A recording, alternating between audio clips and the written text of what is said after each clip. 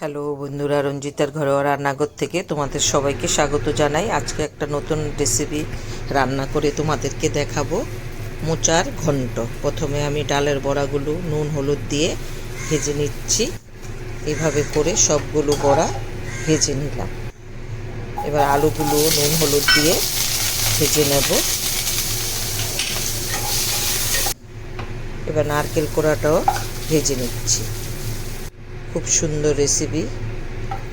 একটা শুকনো লঙ্কা দিয়ে দিলাম, দিয়ে একটু হালকা করে ভেজে নিলাম। তেজপাতা আর পাঁচফোড়ন ফোড়ন দিয়ে দিলাম, দিয়ে ওটা একটু হালকা করে ভেজে নিচ্ছি।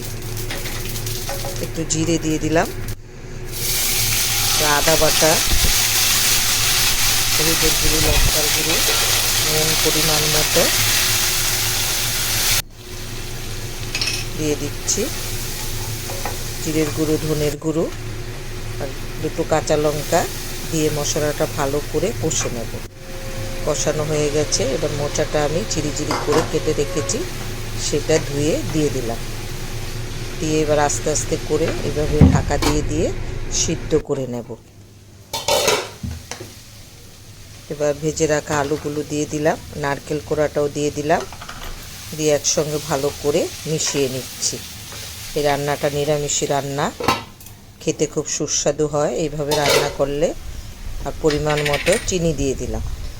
ভেজে রাখা ডালের বড়াগুলো দিয়ে দিচ্ছি, দিয়ে আবারও ঢাকা দিয়ে দেব। আর একটুখানি ঘি দিয়ে দিয়েছিলাম, সেটা দেখাতে ভুলে গেছি। রান্নাটা হয়ে গেছে। এবার আমি বাটিতে তুলে নিলাম।